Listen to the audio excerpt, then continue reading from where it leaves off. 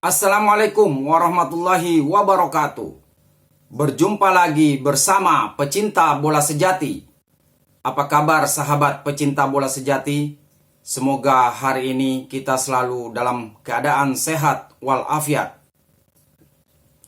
Hari ini saya akan membagikan video Timnas Indonesia lolos pada putaran keempat kualifikasi Piala Dunia Zona Asia. Ikuti informasinya lebih lanjut. Mari kita simak videonya bersama-sama. Kita lolos ke babak berikutnya, putaran keempat karena Bahrain kalah. Gue nonton match itu jam 11 mainnya kualitasnya parah banget. Dan akhirnya Saudi layak menang 2-0 yang membuat kita lolos ke round berikutnya. Jadi next match lawan Jepang dan Saudi lawan Australia itu hanya formalitas. Kita sebelum masuk ke pertandingan, kita lihat dulu masih bermain satu pertandingan lagi. Tapi yang lolos sudah pasti. Iran, Uzbek lolos, South Korea, Jordan lolos, Jepang, Australia lolos langsung. Artinya ada 6 negara yang lolos, 1 dari Timur Tengah, 5 non Timur Tengah. Sementara yang 3-4 UEA Qatar pasti lolos, Irak, Oman, Palestina, 3 negara Timur Tengah, 2 yang lolos, dan kita Saudi sama Indonesia. Jadi Indonesia satu-satunya negara non Timur Tengah. Oke? Gue punya trauma kalau gue lihat, gue masih ingat Qatar lawan India. Bola udah out 30 cm di corner kick di tiang kedua, bukan di corner kick, di tiang kedua masih nggak di peluit selesai. Terus nggak dikasih ball out. Terus kita lawan Bahrain, injury time 6 menit dikasih ekstra 50%, 9 jadi 9 menit, sementara nggak ada pelanggaran signifikan selama 6 menit, jadi nggak ada alasan untuk kasih 3 menit berikutnya. Ya, ini yang bikin gue agak trauma kalau main di Timur Tengah. Ditambah, kenapa harus Qatar dan Saudi yang jadi tuan rumah? Untuk gue itu nggak make sense sama sekali. Ini kan harusnya netral.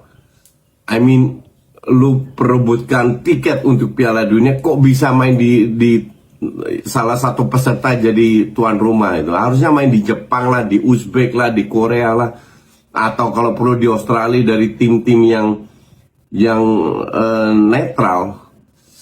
Inilah permainan AFC yang bikin gue gedek. Itu sering kali gue liatin bahwa mereka itu menguasai karena mereka nggak bisa lewat sepak bola, jadi dipakailah KKN kayak begini.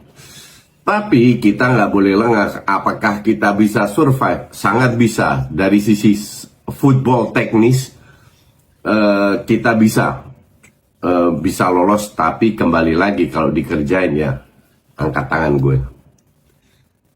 Oke, kita masuk ke match dimana sangat penting buat kita ketemu China. China juga harus 2 kali menang, baru mungkin mereka bisa lolos. Jadi mereka harus 2 kali menang. Lihat line up-nya jujur gue agak kaget. Oke? Karena bahwa Ragnar sama Marcelino nggak main, salah satu kemungkinan besar pemain itu Jakob, feeling gue. Dan gue juga kaget Dean James sama sekali nggak dimainin. Oke? Ternyata Kevin Dix itu baru 2 hari datang, jadi kayaknya belum full fit, belum full adaptasi dengan cuacanya, sehingga Jakob Sayuri yang main. Nah, dengan performa lini belakang, tengah, kecuali Kevin Dix diganti Jakob sama Romani, Egy sama Kambuaya kemarin di match pertama main sebagai subs luar biasa dan kembali dipanggil masuk akal.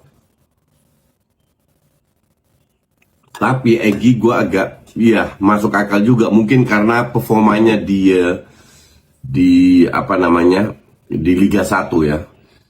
Jakob gantiin Dix, Jakob punya speed, punya punya banyak hal yang menurut gue ya pergantian yang masuk akal.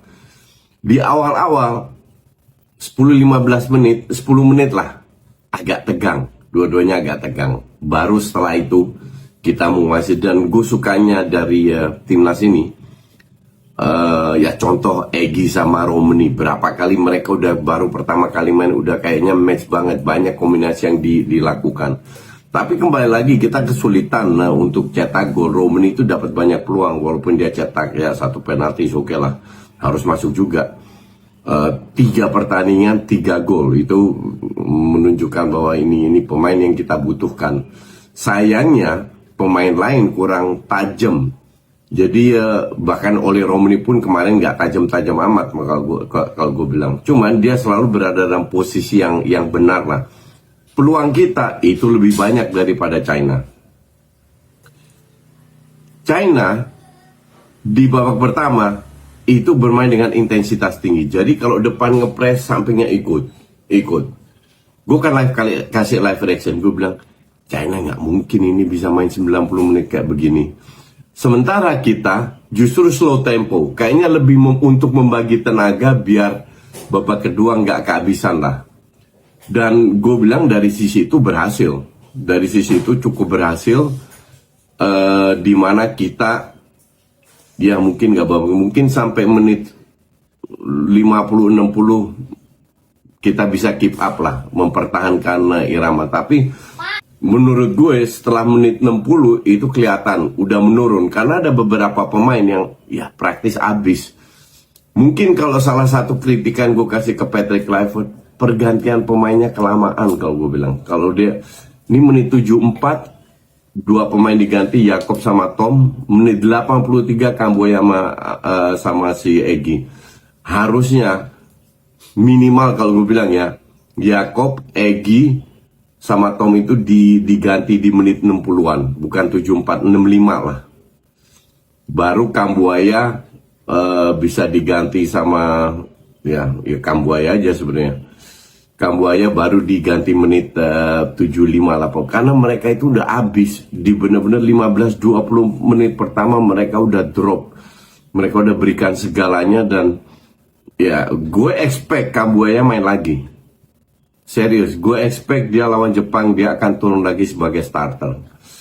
Egy feeling gue ya babak pertama lumayan, babak kedua dia ngedrop. Feeling gue sih Marcelino yang gantiin posisinya Egy. Tapi ya Kamboya ini keren banget ya, asli. I mean dia respect terhadap pemain teman-temannya yang dari Liga Eropa, tapi dia menunjukkan bahwa pemain Liga Indonesia pun bisa mengimbangin, dan definitely Kamboya bisa. Apakah China dapat banyak peluang? Enggak juga. Satu shot. Oh ya, di babak pertama bikin agak ngeri-ngeri sedap itu Emil ya. Nggak tahu, kayaknya dia kurang percaya diri atau agak gimana. Kelihatan dari gesturnya, pegang bolanya. Tapi di babak kedua, terutama setelah dia melakukan save di pojok itu, ya aman. Dan terutama kalau lu tanya siapa yang main jelek, nggak ada yang main jelek. Mungkin yang agak kurang itu siapa ya? Di babak kedua Egy, Tom agak kurang di babak pertama, tapi nggak jelek, tapi agak dia bisa jauh lebih bagus lah. Joey bermain luar biasa, Verdong dan 3 pemain belakang, Rizky Ridho, Itse Subner, keren.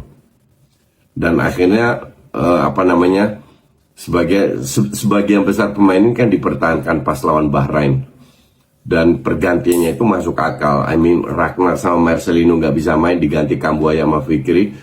Setelah masuk diganti sama Jakob. Sementara sisanya nggak diganti. Dalam arti Mesilhert dicadangin, which is tindakan yang smart. Dan dari sisi pemain gue lihat ada progres.